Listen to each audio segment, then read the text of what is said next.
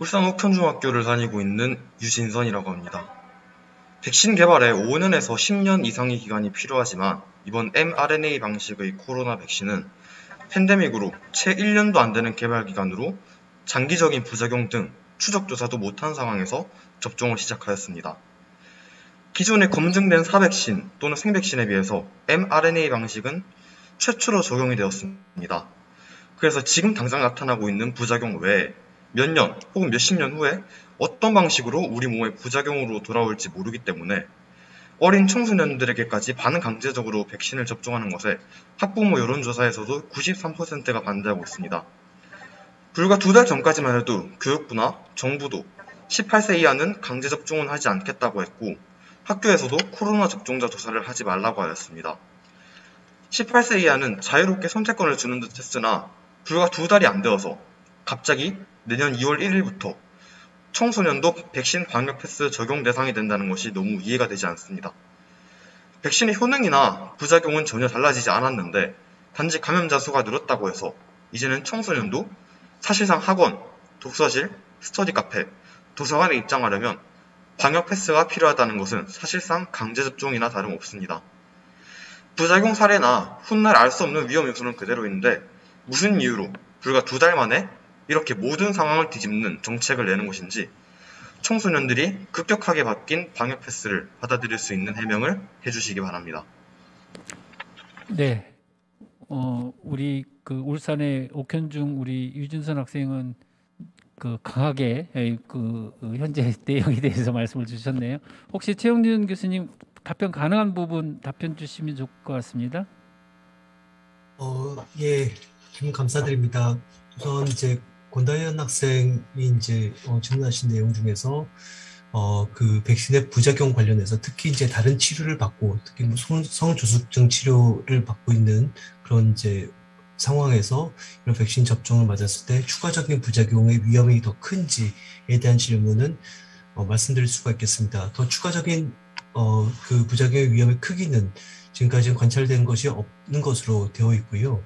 사실 백신을 맞고 나서 일어날 수 있는 모든 일들은 당연히 이제 그 뉴스의 대상이 되고 있습니다. 반면에 백신을 통해서 이제 코로나를 예방했다는 것은 뉴스가 될 수가 없고요. 그렇기 때문에 모든 백신의 부작용은 지금 많이 저희가 접하고 있는 그런 상황입니다.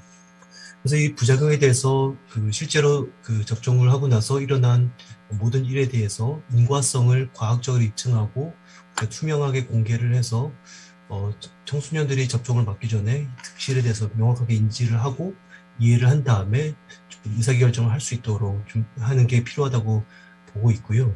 그래서 꼭 당부드리고 싶은 것은 뭐 여러 매체에서 백신의 안전성이나 부작용에 대해서 많은 뉴스나 긴 의견들이 많이 있을 겁니다. 하지만 공신력 있는 그런 이제 그 매체에서 그 백신의 효과와 안전성에 대한 정보를 다시 한번 확인하는 것이 좀 도움이 될 것 같습니다.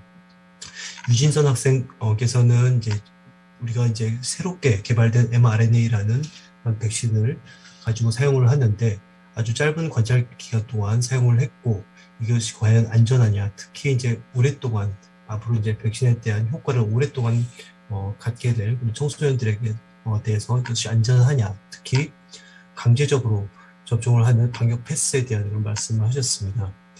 우선 이런 한계는 어느 정도 인정을 합니다. 우리가 백신의 효과가 100%가 아니라는 점, 그리고 mRNA라고 하는 새로운 다만 그 의약품 안전 측면에서 또는 생의학적으로 어느 정도 검증된 그런 기술인 것만은 확실합니다. 이런 이제 백신의 효과 안전성 측면에서 어느 정도의 한계를 인정하더라도 많은 사람들, 특히 이제 청소년에서 연령에서도의 감염을 예방을 하고 중증 환자를 줄일 수 있다는 것은 확실하고요. 여러 개의 주로 이루어진 미국 같은 경우에서도 주별 접종률에 따라서 사망률이 정말 그림과 같은 상관관계를 보여주고 있고 유럽에서도 동일하게 나타나고 있습니다. 그래서 개인 수준에서도 마찬가지고요. 그래서 저나 이제 정재훈 교수님 같은 이제 연구를 하는 의사들은 이제 좀 확신을 해서는 안 되는 그런 직업입니다. 그래서 항상 좀 의심을 하고 있고 앞으로 하게 될 것 같은데 그러면 저희가 보는 환자들, 저희 청소년분들이 될 텐데요.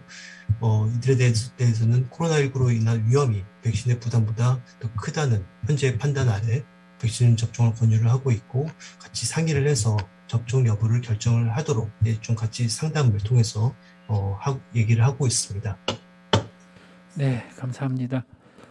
백신 부작용과 관련해서 또 많은 예, 질문 주셨는데 우리 우선 넘어가기 전에 정재훈 교수님이 조금 더 네. 보완해서 말씀 주신다고요?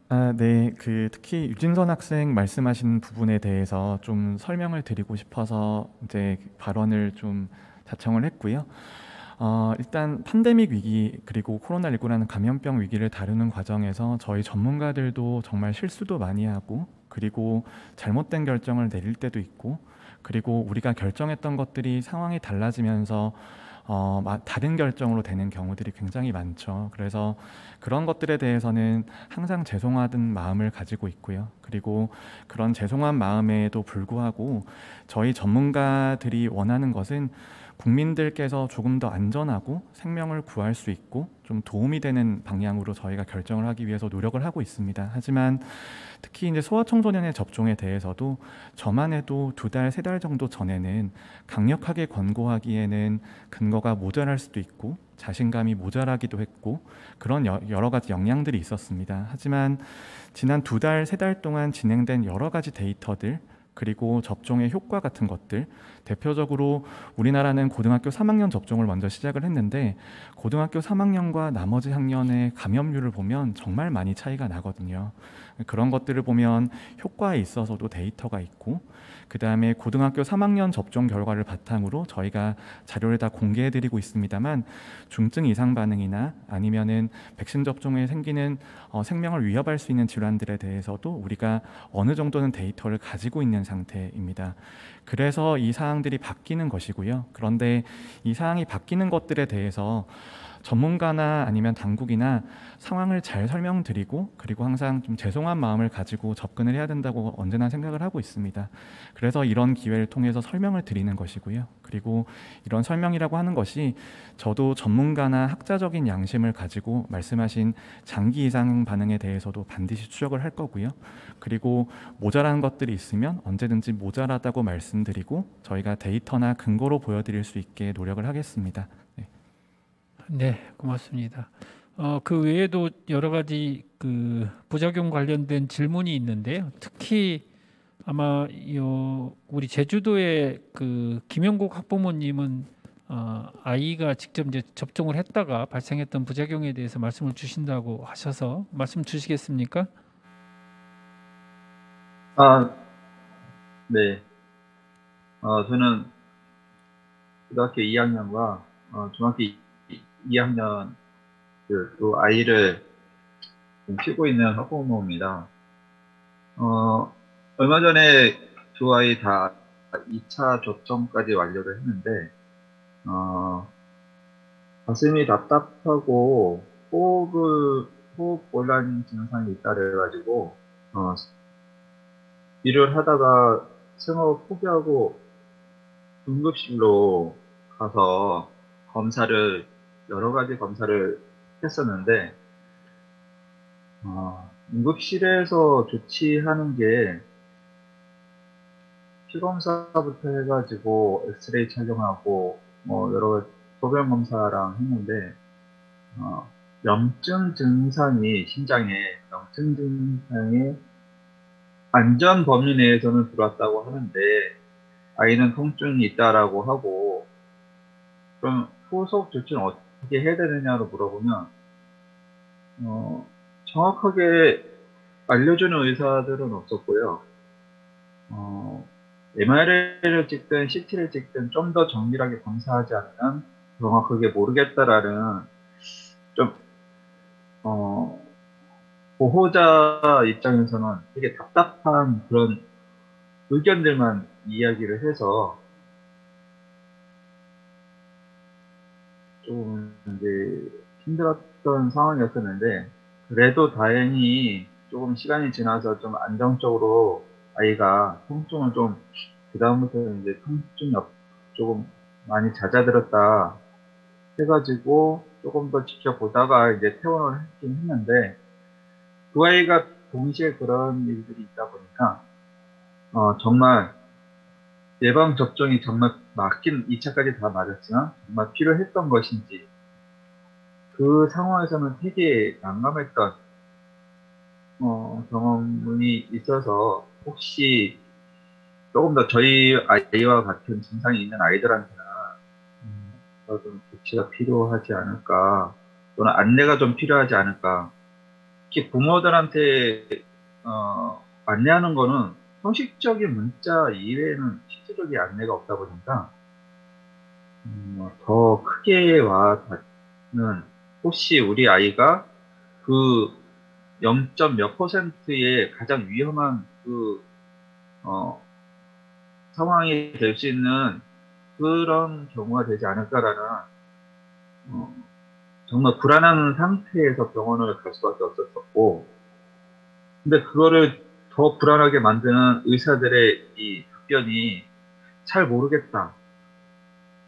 대부분이 그런 대답을 하다 보니까 학교도 마찬가지고 방역 당국도 마찬가지고 명확하게 답을 줄 수 있는 분들이 없다 보니 너무 좀 힘들었던 그 기간이었습니다. 그에 대해서 어떻게 좀 답을 줄 수 있는 분이 좀 있었으면 좋겠습니다.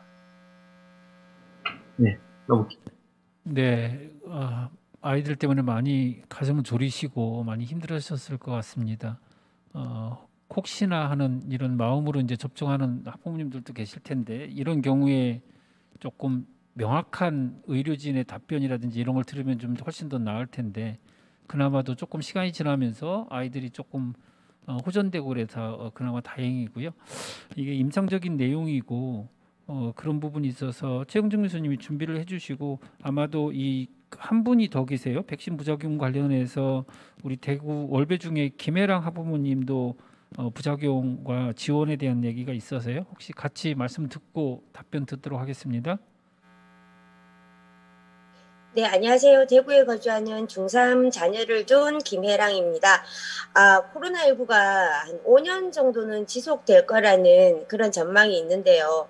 사실 코로나19가 이제 장기화됨으로써 더더욱 백신 부작용에 대한 보상 방안이 꼭 필요한 부분이 있다고 봅니다. 혹시 백신 부작용, 백신 접종 후에 후유증이나 이상 반응으로 인해 가지고 발생되는 검사비라든지 진료비 문제를 어떻게 해결해 주실 수 있으신지, 그리고 또 그 질병하고 백신 접종 사이에 인과성에 대해서 인정되지 않은 경우가 많이 있는 것 같더라고요. 여기에 대해서는 어떻게 생각을 하시는지 궁금합니다. 네, 우리 혹시 최용준 교수님 그 임상 증상이라든지 이런 부분에 대해서도 같이 말씀 좀 주실 수 있을까요? 예, 그 말씀 주셔서 감사합니다. 저도 이제 그 학부모 입장에서 그 불안감에 대해서 상당히 공감을 하고 있고요. 동감을 하고 있습니다. 이런 이제 낮은 빈도지만 이제 코로나19 백신 접종을 맞고 나서 이제 그 가슴이 아프고 이제 심근염이라든지 심막염 같은 부작용들이 보고되고 있는데, 물론 이제 적긴 하지만 실제 한다고 그렇게 보고 있고요. 그렇기 때문에 여기에 대해서 조금 더 세심한 배려가 필요하다고 생각을 합니다. 아마 형식적인 문자 메시지보다는 조금 더 구체적인 대처 방법에 대해서는 어쩌면 학교뿐만 아니라 병원에서도 어느 정도 준비가 필요하지 않을까라는 좀 반성이 되는 그런 말씀이시고요. 이런 환자들이 왔을 때는 당연히 진료실에서는 문진이나 신체 검진, 그리고 필요하면 엑스레이 검사나 심근용소를 포함한 혈액 검사, 심장 기능을 보는 심전도, 심초음파 같은 이제 진료 과정들이 있을 수 있겠고요. 또한 이제 통증의 원인을 밝히고 이제 원인을 치료하기 위한 그런 그 진료 과정들이 있을 겁니다. 저도 이제 진료실에서 이런 친구들을 간혹 보고 있고요. 그래서 사실 이렇게 좀 제한적이지만 아직까지는 백신의 부작용 여부에 대해서도 이제 지속적인 관리 감시뿐만 아니라 그 보호자분 말씀하신 것처럼 좀 그 실제적인 좀 세심한 이제 확인과 관리, 어떤 대처 방법을 이제 그 학교에서도 제시하지만 이제 병원에서도 준비가 필요하다고 공감을 하고 있습니다. 코로나19 예방접종 관련된 피해 보상은 국가에 이제 신청을 하시게 됩니다. 그리고 이제 신청한 건에 대해서는 아마도 이제 그 지자체에서 기초조사와 이제 피해 조사반에서 이제 조사를 하게 되겠고, 백신 접종과 이제 그 사건 간의 인과성을 평가를 하는 전문위원회에서 심의를 거쳐서 이제 결정을 하게 되는 것으로 알고 있습니다. 제가 이제 진료비라든지 뭐 간병비, 보상금 관련해서는 제가 세심하게는 그 자세하게는 조금 알지 못하고 있습니다. 그래서 혹시 정기영 교수님께서 좀 보충해서 설명을 해주실 수 있으시면 감사드리겠습니다. 네, 보충 답변 드리겠습니다. 백신 접종 후에 생기는 이상 반응을 어떻게 다룰 것인가가 지금은 저희들에게도 가장 중요한 문제입니다. 그리고 특히 언론 보도를 통해서 많은 사례들을 보시면서 매우 불안감이 늘어나시는 경우도 있으실 거고요. 그 다음에 언론 기사라고 하는 것이 우리가 인과관계가 어느 정도 있는지, 그 다음에 인과성이 어느 정도 인정이 되는지에 대해서도 거의 똑같은 기사 내용만 계속 보셨을 거예요. 그렇기 때문에 백신 접종의 이상 반응에 대해서 어떤 식으로 국가가 접근하고 있는지에 대해서 알려드릴 기회도 없고, 하지만 하나 좀 아쉬운 것들 중에 하나는 전문가가 이 사례를 자세하게 평가하고 데이터를 얻어내서 말씀드리기 위해서는 정말 오랜 시간이 걸릴 수도 있습니다. 하지만 속보는 너무나 빠르고 야속할 정도로 많이 나오더라고요. 그런 문제가 있고, 그리고 인과성에 있어서도 우리나라가 그럼 인과성을 완전히 증명할 수 없는 사례도 있지 않느냐. 그래서 그런 것들에 대해서는 어떤 식으로 접근할 거고 보상을 해드릴 것인가에 대해서도 국가가 완전히 민간 전문가로만 구성되어 있는 백신 안전성위원회를 설립을 하고 출범을 했습니다. 그래서 국내 데이터를 바탕으로 이상 반응 중에서도 인과관계가 증명이 될 수 있는 것들, 그리고 인과관계를 완전히 배제할 수 없는 것들에 대해서는 정부가 보상을 사후라도 해드릴 준비를 하고 있습니다. 그래서 그런 절차에 대해서는 조금 설명을 드려야 될 것 같고요. 그리고 백신 접종의 이상 반응에 대해서는 우리나라에서도 그렇지만 다른 나라에서도 똑같은 경험들을 하고 있습니다. 우리가 처음에 접종을 시작을 할 때 유럽과 미국 사람들은 왜 이렇게 접종에 대한 거부감이 많았을까, 그런 것들을 돌이켜보면 과거의 유럽과 미국 국가들은 지금 우리나라가 겪고 있는 경험들을 수십 년 전부터 경험을 해왔습니다. 접종 후에 생기는 건강 사건이 과연 백신 접종과의 인과성이 있냐 없냐에 대한 오래된 논란인데, 이런 것들은 전문가도 오인하기가 너무 쉽습니다. 그래서 가장 중요한 게 접종하고 나서 그 질환의 발생률이 늘었는지를 확인해야 되는 절차가 반드시 있어야 되고요. 그리고 그런 자료들을 모으기 위해서 저희들도 노력을 하고 있습니다. 그리고 그 결과를 바탕으로 인과성이 증명이 되거나 현대 과학으로 완전히 증명이 불가능한 영역에 대해서는 최대한 보상제도랑 그 다음에 사후라도 저희가 챙겨드려서 꼭 보상을 완전히 받으실 수 있게 노력을 하겠습니다. 네. 네, 교수님 감사합니다. 꼭 그렇게 해주시기 부탁드리겠습니다. 다음은 이제 방역 패스제에 관련해서 얘기를 할 텐데, 우선 넘어가기 전에 인터넷으로 너무 많은 분들이 질문을 주셨는데, 지금 부총리님 1시간째 이렇게 같이 참여하고 계신데요. 부총리님한테 갑자기 좀 질문을 하나 드리도록 하겠습니다. 새콤달콤이라고 하는 아이디를 쓰시는 분이 주셨는데요. 애들 본인이 맞기 싫다는데요. 아이들도 이제 중학생 되고 이제 고등학생 되고 중학생이면 다 나름대로 생각이 있는데, 부총리님 본인이 맞기 싫다는데 어떻게 해야 될까요? 이렇게 질문을 주셨습니다. 예, 이제 학생들과 또 학부모님께서 사실 이런 이상 반응이나 부작용에 대한 걱정들이 많고, 아직 이런 것들이 충분히 안정성이 보장되어 있는지에 대한 확신이 안 들기 때문에 그런 걱정들이 있을 거라고 생각이 들고, 특히 이제 학생들은 또 그런 불안감 이런 게 있을 거라고 생각이 듭니다. 오늘 이런 포럼을 통해서 저희가 이제 전문가분들과 간담회를 하는 이유도 그렇게 걱정하고 또 불안한 사항들에 대해서 과학적인 근거와 해외의 그런 데이터나 정확한 그런 사례들, 이런 것들을 충분히 정보를 제공해서 스스로 판단할 수 있는 그런 근거를 좀 다양하게 제공하기 위함이고요. 오늘 여러 질문이 나온 것에 대한 우리 두 분 교수님들의 답변을 들으면 그래도 이런 내용들을 알지 못했던 때에 비교하면 이 해외 여러 나라들의 이제 다수 그 소아 청소년들의 접종 결과들이 나와 있고 이상 반응의 결과들도 나와 있기 때문에 좀 신뢰할 수 있는 그런 정보들을 얻게 됐을 거라고 좀 생각을 하고 아이들에게도 정확하게 저희 뭐 학교나 교육부 교육청도 그렇지만 부모님들께서도 이런 이 축적된 이런 과학적 근거와 정보들을 자세히 좀 설명을 해주시는 게 필요하지 않을까 싶고 저희도 계속 그런 노력을 함께 하도록 하겠습니다. 네, 부총님 감사합니다. 그러면 방역 패스제 관련해서 질문들이 있는데 그 질문을 한번 다 들어보고 또 답변을 듣도록 하겠습니다. 첫 번째.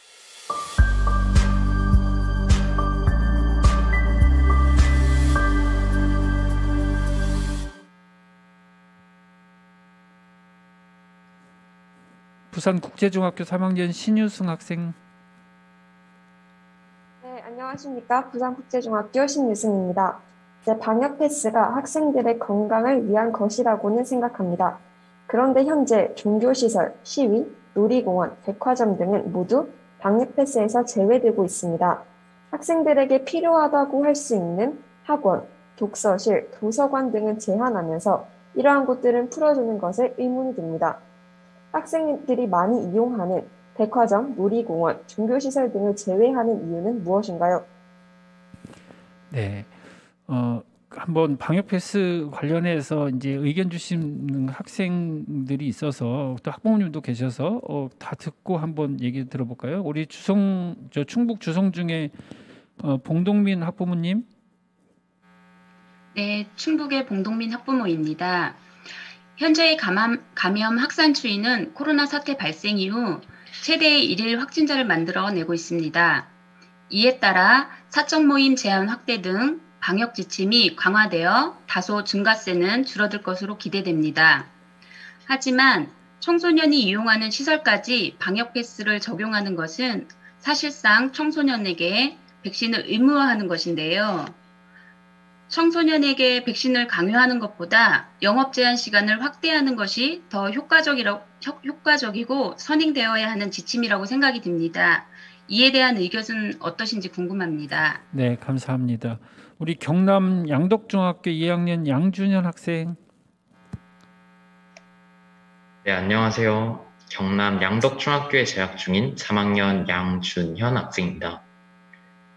코로나 방역 패스 실시일이 내년 2월부터이던데 현재 중학교 2학년의 경우 이번 12월 달에 기말고사를 치르게 되는 학교들이 많습니다. 이를 고려해 볼 때 중학교 2학년의 경우 코로나 방역 패스 실시일까지 코로나 방역에 따라 백신을 접종하고 이를 대비하는 기간이 겨우 한 달 남짓으로 촉박한데 이를 대비하기 위해 코로나 방역 패스 실시일을 내년 3월 달로 이행하는 것은 어떨지에 관해 질문을 드리고 싶습니다. 네, 감사합니다. 혹시 우리 정재훈 교수님 답변 주실 수 있는 내용 주시고요. 네네. 혹시 정책적인 부분은 부총리님 말씀 주시면 좋겠습니다. 네. 일단 지금 유행 상황을 좀 설명을 드려야 될 것 같고요. 지금 단계적 일상 회복이 시작이 되고 나서 확진자가 매주 거의 15%씩 증가하는 상황들을 국민들께서도 다 보고 계실 것 같습니다. 그런데 단계적 일상 회복이라고 하는 것은 저는 이런 모습이라고 생각을 하고요. 확진자가 늘어날 수밖에 없고 의료 체계가 감당할 수 있는 만큼의 피해는 받아야 되는 상황이라고 생각을 합니다.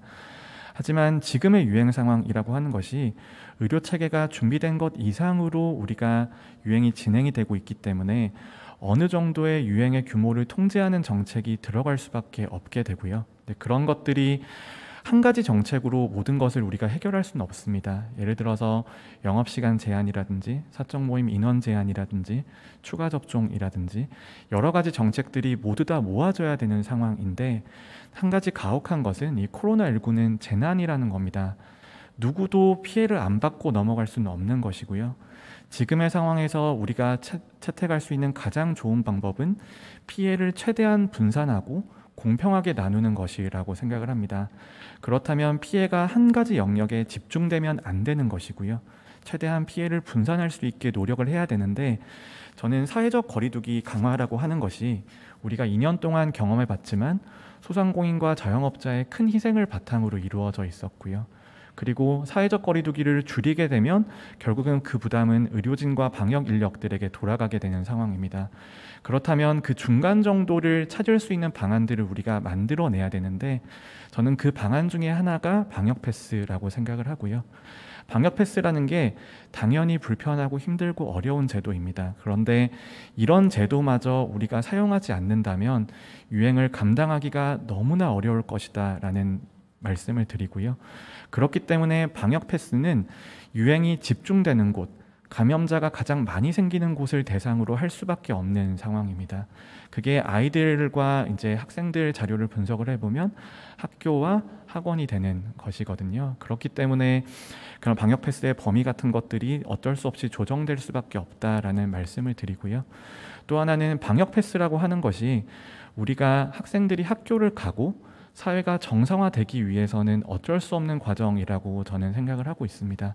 그렇다고 학교를 안 갈 수는 없는 것이거든요. 그런 관점으로 조금 이해해 주시면 좋을 것 같고요. 그리고 전체적인 사회적인 부담을 공평하게 최대한 많이 나누고 피해를 분산시키기 위해서도 최선을 다해야 되는 시점입니다만, 지금은 유행이 너무나 심각한 상황이기 때문에 유행의 규모를 줄이기 위한 정책적인 접근이 반드시 필요한 상황이다, 이렇게 말씀드리겠습니다. 네, 부총리님.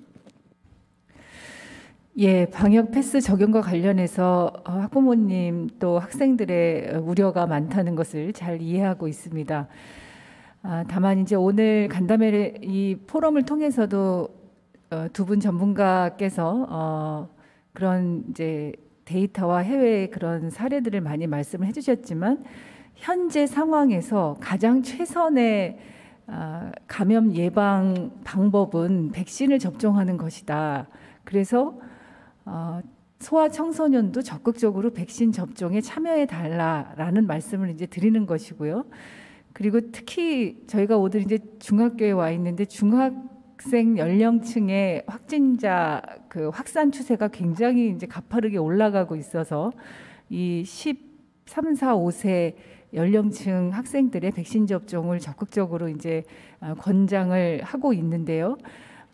백신 접종의 득이 더 크다. 그리고 그것은 본인의 건강만이 아니라 가족과 우리 사회 전체 공동체의 안전과 건강을 위해서도 매우 중요하고 필요하다. 이런 말씀을 이제 반복적으로 드렸고, 방금 이제 정재훈 교수님 말씀하셨듯이 방역 패스를 이제 성인들은 다음 주부터, 그러니까 지금 적용 중이고 이 계도 기간을 지나면 다음 주부터 이제 전체적으로 적용이 되게 되고, 소아 청소년의 경우는 2차 접종이 끝난 이후 2주 후부터 이제 적용하는 것으로 중대본 차원에서 발표를 한 바 있습니다. 다만 오늘 유진선 학생이나 많은 학생 학부모께서 방역 패스와 관련된 우려들을 적극적으로 제기를 해주셨기 때문에 저희가 이 방역 패스 적용과 관련해서 사회적인 합의나 원칙을 훼손하지 않으면서도 현장에서 걱정하시는 부분들을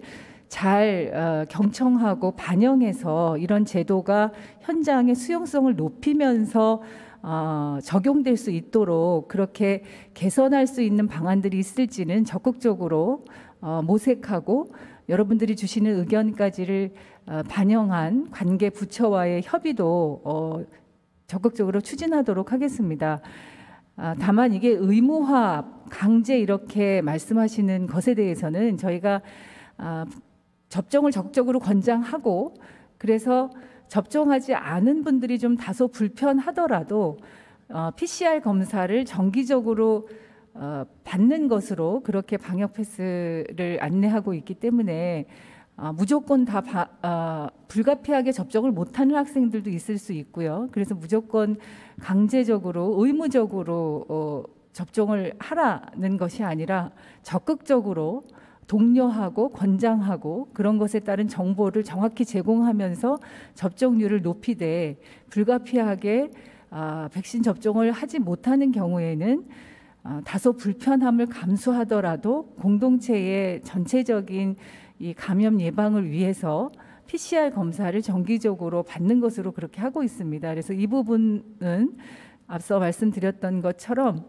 현장의 의견들을 더 저희가 적극적으로 경청하면서 관련 부처 관계기관과의 협의를 통해서 지금 현장에서 제안 주시는 그런 의견들이 개선될 점, 보완될 점들을 반영할 수 있는지 그렇게 잘 협의하면서 진행하도록 하겠습니다. 네, 감사합니다. 저희가 주제를 백신 정보, 그다음에 변이 바이러스, 그리고 부작용과 지원, 또 방역 패스 이렇게 이제 하고 있는데요.